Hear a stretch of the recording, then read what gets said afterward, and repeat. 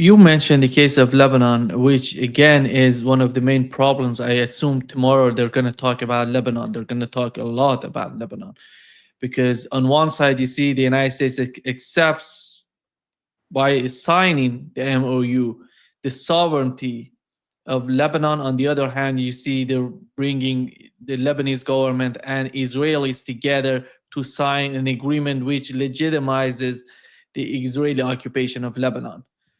And looking at what has happened between Israel and Lebanon and the repercussions of that agreement, we had the speaker of the Lebanese parliament, Bari, coming out and saying that we're not going to implement any lines or any point of that agreement between the two sides.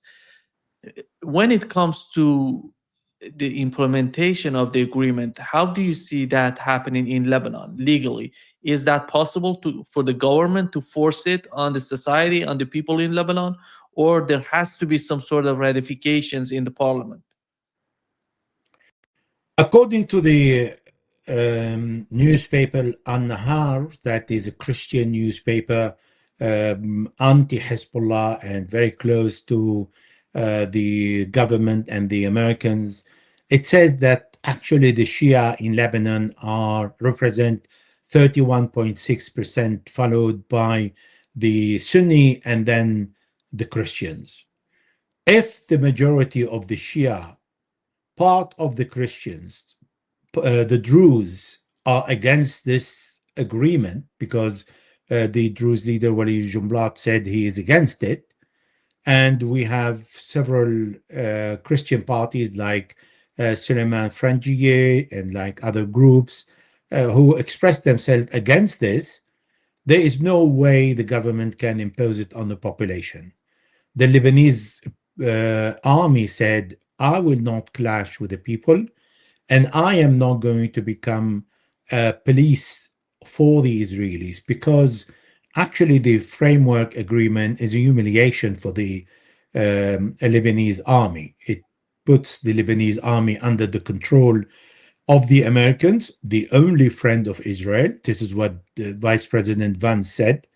And the Israelis in the verification of the way they need to dismantle Hezbollah's weapons, make sure that there are no depot, and also Israelis the possibility and the right to go and verify in person that there are no weapons. How they can verify in person? Well, the only way to verify that south of Lebanon is free of weapons is to go door to door. So the southern Lebanese will accept a delegation of the military from the Lebanese army, the Americans, and the Israelis knocking on their doors. This is feasible. Second, the framework doesn't speak about withdrawal whatsoever in the MOU and in the annex security agreement that has not been made public so far. Therefore, it doesn't speak about withdrawal, timetable. It doesn't speak about what are the obligations of Israel, and it says that Israel remains in the buffer zone. This is what Benjamin told us, will remain, and no Lebanese are allowed to return to their home. We're talking about 60 villages, more or less 55,000 people that are going to remain homeless because the Lebanese president accepted to sign this agreement. Now, he has no right legally to sign an agreement, and he has violated the law because the criminal code, not the constitution, the criminal code that the president vowed to respect on the day he was nominated the president, along with the constitution. So criminal code number 27375 consider Israel as an enemy. Secondly, this framework needs to go to the cabinet of ministers to be approved. Now, because Lebanon has not implemented the Taif agreement, where the Christians have 50% of all the seats when they do not represent 50%, but the Muslims in the country represent more than 65, and these Muslims, I'm talking about the Shia, the Sunni, and the Druze, Therefore, it is very difficult to say, well, the vote was democratic in the cabinet of ministers, because actually the Shia are represented with 4 ministers, and this is not a 31% of what they really represent in a country. So in Lebanon, it has never been democratic. It has been by consensus. All the religion, the people represent different religions and power in the country, meet and make agreements and agree to move forward on something without forcing it on the other. Well, the President Joseph Aoun was appointed by the Americans for this particular task, to Hezbollah. And what today the Lebanese president is saying, I am using the Israeli army to threaten Hezbollah to be disarmed. Otherwise, the Israeli army continue attacking Hezbollah, but also attacking the Shia in the south of Lebanon, destroying their homes unless Hezbollah is disarmed. So the threat really now comes from the Lebanese president, who is threatening the Shia community of the south of Lebanon to use the Israeli army against them, or they put pressure on Hezbollah to be disarmed. It's not going to happen, because the Lebanese Shia of the south of Lebanon and the Bekaa Valley and the suburb of Beirut understood in November 24 that everybody in the country was asking them to leave to Iraq or Iran or Yemen and no longer stay in the country because Hezbollah has lost. That was the narrative for many months. And the reason why the Lebanese government took many positions and laws against Hezbollah is because it was believed, including Israel believed it, that Hezbollah is finished and over. This is why the Israeli army walked into south of Lebanon thinking that is conquer it and occupy it, because the Lebanese army dismantled Hezbollah's warehouses and south of the Litani River in February 2026, and then Hezbollah need to rush back and to defend many positions and stop the Israeli advance. The first point, Elijah, in the agreement, I don't know if the document of the agreement was published, but there is some sort of document published by various sources about the points or the clauses of that agreement. Here is the first point. It says, basically talking about Israel stays in the southern part of Lebanon as long as Hezbollah is not disarmed. So this is the first point. Everything you see, the military aid, they're talking about the US military aid to Lebanon. What does that mean for Lebanon? Is there any point? Excellent question. Excellent question. Actually, the US envoy Thomas Barak described what is the US aid to the Lebanese army. He said, we are arming the Lebanese army to fight its own people. These are his words. They are on YouTube, on Google. You can find it. He said, we are not arming the Lebanese army to fight Israel. We are arming to fight its own people. So the weapons that the Lebanese army receives are light weapons that are useful for urban warfare, but not against any occupation forces. And when the Lebanese army went to south of Lebanon, south of the Litani River, to implement the 1701, after November 2024, the Israelis instructed the Lebanese army that no tanks and no heavy artillery or no weapons that represented danger to Israel, considered by the Israeli army as a danger, are allowed in the area.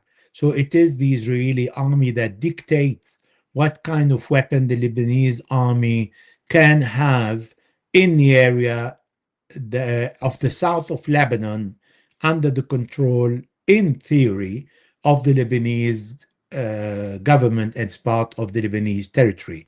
So when they say, there is another point that is more humiliating, it says that they're going to veto any Lebanese army officer that they think will not obey to implement the MOU or a peace with Israel, or that has tendency to support Hezbollah. Now I can tell you, because of the sectarian distribution in Lebanon, there are Christians who support the Lebanese forces that are pro-Israeli, pro-Americans, pro-Saudis. And there are Druze who support their leader. There are Sunni who support Saudi Arabia, and some of them Emirati and small one Turkey. And there are Shia who stand Hezbollah and Amal. This is the whole of Lebanon institution. If you look at the army, all the ministries, the various ministries, so the minister belongs to one religion and the director general another. There is a distribution of position and jobs among all religions. If they want to start selecting the Shia in the Lebanese army, why they are saying that? Because they have already made a statistic within the army and discovered that are around 27% of Shia in the Lebanese army. And this is an information I received from Lebanon. Therefore, it's easy for them to say, well, okay, well, we have still around 70%, and these will, at the end of the day, be submitted to what we want, and we exclude the Shia completely. But where are these going to go? They're going to go to the area where the Shia are, because Hezbollah is not, it doesn't have an embedded sovereignty in the Christian area or in the Druze area or in the mainly Sunni area. It has among his own people. It is among the Shia. So do you imagine a group of hostile Lebanese army members, and there are many hostile to Hezbollah and to his society, knocking on every door and searching these houses because they want to implement the MOU? This is good. This is the best recipe for a disaster. Yeah.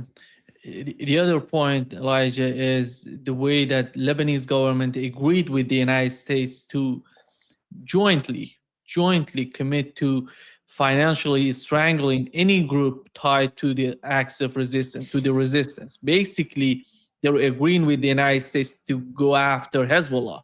Is that the case? Well, not only Hezbollah, anyone who disagree. The Marada of the Christian area in the north of Lebanon disagree with this MOU and with the peace with Israel.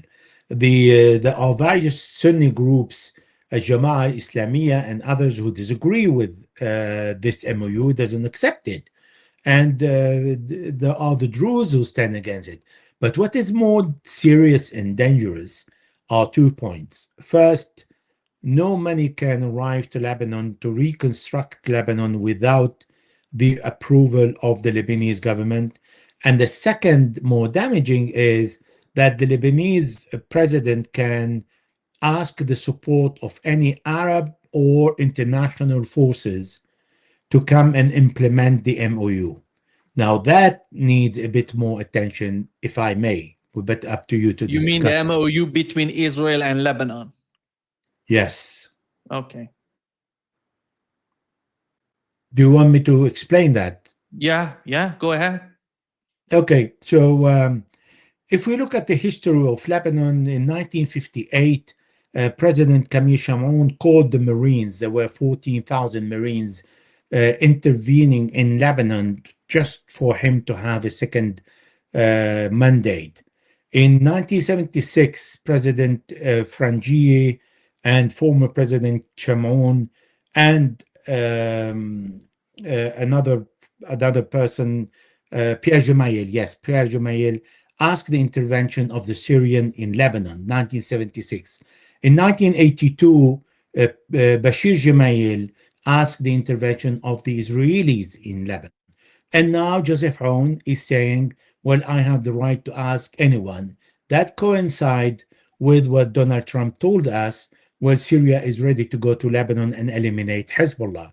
So do you have a Lebanese president wanting to ask the support of Arab nations, because I don't think any of the GCC countries will venture into Lebanon and go and fight where they can pay someone else to do it.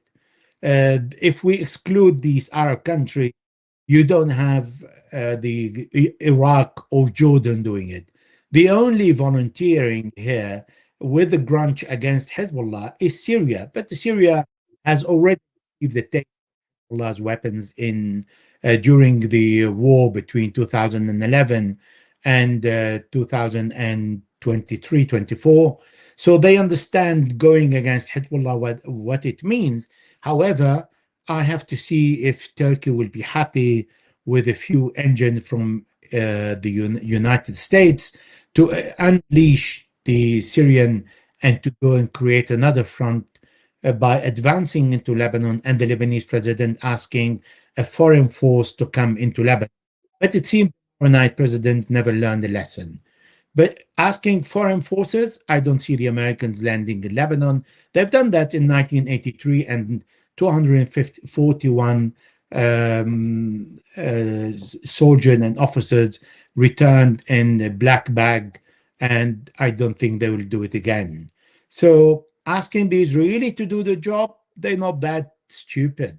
They've been trying for the last 120 days to defeat Hezbollah. The only thing they manage is to control 600 square kilometers out of Lebanon, and we're talking about 5 division, 70,000 troops equipped with air force, with artillery, helicopters, drones, everything. And they failed. So they want a suicide army to go in. And I think thinking about the foreign fighter in the Syrian Ministry of Defense that not maintain for that purpose, it could be an option one day if Turkey is forced by the United States and happy with it, what it has received, to allow Syria to go in. But that's not important. What is more important is the clause itself in the MOU that the president of Lebanon allowed himself to include as against the same people he should represent. When they're talking about, military aid and these things, it's all related. By the way, the other point is reconstruction money to Lebanon, which is, they say, it's all dependent on the disarmament of Hezbollah. Again, everything is based on the concept. You have to disarm Hezbollah, you go after the axis of resistance, then you're going to get this, you're going to get that. But when it comes to the reconstruction fund or money coming from GCC countries, is that dependent on the United States as well? How dominant is the United States considering that front, that issue? Oh, the GCC country will never pay a penny without the approval of the United States. It goes back to when Prince Bandar, the head of the intelligence, Saudi intelligence, said, we pay $2 billion to Al Qaeda and Taliban because this is what we were instructed by the United States.